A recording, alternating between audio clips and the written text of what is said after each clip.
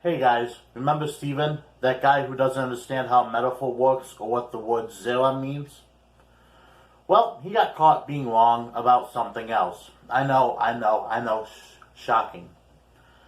But I, being the great wonderful man that I am, simply wrote him a comment telling him why I no longer use the NRSV version of the Bible, or as I refer to it in secret, the not reliable Stephen version. I simply told him that I had multiple sources, and multiple sources confirmed that the scholarly consensus is that the New American Standard version is actually the much more accurate, reliable one. Stephen did not take this very well, as you're about to see. Well, both Bart Ehrman and Mark Goodacre have endorsed the NRSV as the most reliable, so apparently it is not a scholarly consensus that the NASB is the most accurate one. Wrong. Now it seems that Stephen has run into a bit of trouble with actually understanding what a scholarly consensus is, or else he would know why what he just said is wrong. I'm hardly surprised, though, this is the same guy that tried to pass notes on the bottom of a study Bible off as scholarly consensus. So, I did what any good friend would do. I tried to help Stephen by telling him that Bart Ehrman and Mark Goodacre are not the scholarly consensus. Here's how he responds. I never said those two scholars were the scholarly consensus. All I'm saying is Here we go. All I'm saying is that, since these two scholars are some of the most distinguished and well-respected biblical scholars, I don't think you can claim there's a scholarly consensus that these two are not a part of. Wrong. Well, in the midst of playing stupid, Stephen seems to have, in fact, become stupid. Let's help him out, guys. What is the scholarly consensus? The scholarly consensus is a phrase used to refer to the majority of opinions held by scholars on a certain subject. For example, if every scholar in the world was to say, let me just pull something on my rear end here, that Isaiah 53 is messianic, and Bart Ehrman and Mark Goodacre were to say, no, it's not, that would mean that is a scholarly consensus they are not a part of. Sorry, Stephen. Just because you go crying to Bart Ehrman every time somebody proves you wrong does not mean that he gets to be the be-all, end-all. I know a lot of people who, on both sides, Christian and atheists, who don't like Bart Ehrman. So I think that maybe you're just fanboying up to him. I don't think I'd call him one of the most well-respected biblical scholars ever. I don't actually know much about Mark Goodacre, so I can't speak for him. But either way, surprise, surprise, you're wrong. Now, much like a child throwing a temper tantrum demanding his daddy's attention, Stephen then went on to continue to post on my thread, making a bigger and bigger ass of himself. Well, guess what, Stephen? Daddy's here. So this entire thread that Stephen is commenting on is where I posted a video by Islam Critique, in which he claimed that the prophecy does in fact say virgin, and that Matthew didn't basically make an error and accidentally say virgin by accident when the original prophecy doesn't say that. Now, Stephen, as you're about to see in this comment, plays Hebrew scholar. Playing pretend as a Hebrew scholar is right up there next to disregarding the English language whenever it doesn't agree with him, or making up random stuff whenever I say something that disproves his narrative.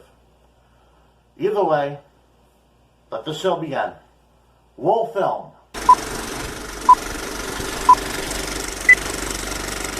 The guy in this video is a moron. First of all, nobody is claiming that Alma cannot be a virgin. Obviously, a young woman may or may not be a virgin. Wrong. Now here you may be tempted to think that Stephen is right. I mean, after all, who better to point out a moron than a moron? However, since nobody is claiming that Alma cannot be a virgin, I guess that means that this clip does not exist. Christians are very well aware of the staggering problem that when we look at Isaiah 7:14, we look at the original, we discover that the single most important point is that, as far as the church is concerned, is that this woman is a virgin when she conceives. But when we look at Isaiah 7:14, we don't find that one word. There is no other word like it. There is only one way in both biblical and modern Hebrew to convey certain virginity, and that is betulah. There is no other way to convey that. And as it turns out, that word appears nowhere in Isaiah 7:14. In fact, that word appears nowhere in the entire 7th chapter of Isaiah. Now, of course, if Bethulah is the only word to convey this certain type of virginity, then he must be arguing that Alma cannot be a virgin in this way. Simply because Alma could be a virgin does not mean that it is a virgin. Now, Stephen, this would normally be the point where I told you, go find this man, go send him a message, and you educate him and you show him your wonderful knowledge on the topic. I mean, if you don't epically fail every now and again, what am I going to make a video on? But before you do that, I would like to offer you some simple advice, because that clip I showed was in the video. Islam Critique specifically placed that there so that you would look like an ass when you accused him of strawmanning. Having said that, Stephen, instead of sitting there like a donkey going, No, no, no, no, maybe actually take the time to listen to what he's telling you. I mean, after all, Stephen, making you look stupid is my job. Do not do my job for me. But there's more. Prophecy is clearly meant for Ahab. Look at the next 2 verses. He will eat the curds and honey when he knows how to refuse the evil and choose the good. Now, full disclaimer, I did cut a lot of that out, mainly because Stephen's one of those people who thinks that if he just talks longer, he sounds smarter, but doesn't. Basically, what he's saying is that Christians believe that Jesus was always able to choose right from wrong. So how come this prophecy says only when he eats the curds and honey will he know right from wrong? And this is what you get when you sit around on Facebook pretending to understand the language and the culture you clearly do not. Eating curds and honey is what you would expect a baby to do. Curds and honey was basically the baby formula of back then. Translated into modern day English version of this prophecy would be, your child will know right from wrong when he's in diapers and comes immediately out of your womb. Now, I'm not even quite sure who Ahab's son was, I can't remember, but I'm pretty sure the only person who ever knew right from wrong the second they came out of the mother was Jesus. So I'm not sure what he's going on about dual fulfillment. If you want to read the entire comment, go right ahead. But he essentially says, well, most Christian apologists just claim dual fulfillment. He called this an absurd claim, and again, being someone who makes absurd claims, I kind of figured he must be right here at least. But again, Stephen has failed us. He claims that Alma stands alone and is more precise when meaning virgin. This is completely ridiculous, considering the Hebrew word for virginity is a form of Bethulah, Bethlehem. If Alma was more precise in meaning virginity than Bethulah, then the Hebrew word for virginity would be a form of Alma. This guy is fucking stupid! Ah yes, one of Stephen's oldest and most used tricks in the book is simply to say some completely unfounded, unsupported crap. There's absolutely no rule written in stone saying that just because a word has a certain root in another word, that word that has the root in is the most accurate word.